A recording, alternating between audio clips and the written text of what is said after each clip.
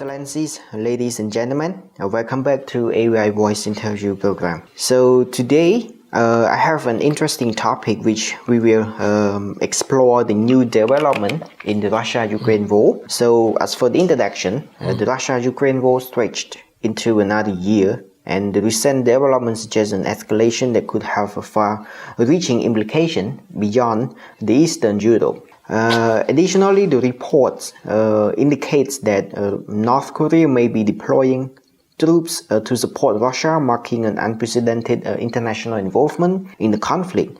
And this shift could also signal new alliance and strategy as the Russia seeks support amid the rising pressure from the West. And this unusual alliance also raised important questions. For example, like what are the motivation behind the North Korea involvement in the conflicts, and what might this mean for the security in the region and beyond, and so on. And on the other hand, with the 2024 BRICS summits in Kazan of Russia, the discussions around alternative economic frameworks and international security alliance are expected to take the center stage. And notably, this summit could reshape the geopolitical landscape and influence on the ongoing responses to the conflict. And today, we are diving into the implication of these events and what they mean for the global security alliance and the future trajectory of the Russia-Ukraine war. So joining us today to break down this critical development is Dr. Joseph Matthew, who is a senior professor at the Belty International University. And we will be exploring a question around North Korea's motive and the possible responses from the global powers and China, and what the BRICS summit could mean for the future of this conflict. So, greeting Professor Joseph for your presence here today. Okay, thank you very much for inviting me again, and it's my pleasure to be here. Thank you so much, Professor. So let's start with the most recent and surprising development, that the involvement of the foreign troop in any conflict is significant, but North Korea reported that deployment of their troop to Russia marks a new level of the international intervention. And to this point, observers are questioning what each side stands to gain. So the question is, what are the primary motivation for North Korea to send their troops to aid Russia in this conflict with Ukraine, and what might Russia offer in return for this unprecedented support? Thank you very much for your question, and it's a very hot question. Before I elaborate your answer to your question, but I would like to inform you that actually it is not happening just immediately. Actually, if you go back and see from the past 2 years, Russia and the North Korea, they are interacting, and their communication has surged dramatically, and they have opened a new avenue of the cooperation. So on the background of this cooperation and interaction on June, the leader of the North Korea, he traveled all the way to the Russia, and June 20, North Korea and Russia, they signed a very major defense treaty, and according to this defense treaty, if one country is subject to an armed invasion, the other would provide military and other assistance with all means in its position. So what does it mean in here?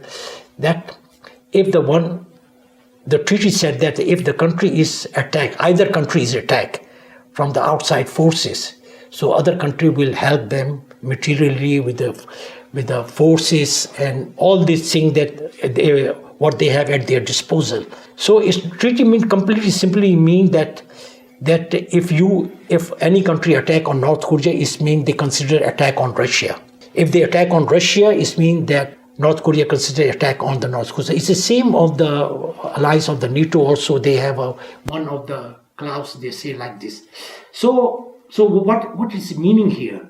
It means that now the North Korea has opened the door where they believe that they will have a support, strategic support, political support, and then in the case if the South Korea or America will attack So Russia will be behind them.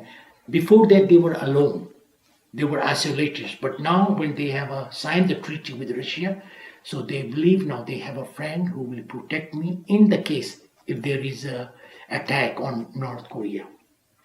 Now, second part of your question is what the North Korea will get in return.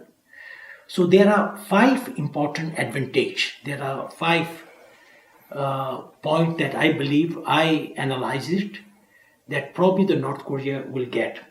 Number 1 point is that North Korea will get economic support from Russia in terms of the petrol or the gas or other things. Second part is food security. You know that Russia is a big exporter of the food, beef and wheat, and North Korea have a scarcity of the food and has been a big problem. And then North Korea was relying for the food for handout from South Korea. So now when he's opened the door, Russia opened the door, so North Korean believe. So he's securing the food security for his people. So that is the second point. Now third point is that because isolation for such a long time of the North Korea is conventional weapon is become outdated.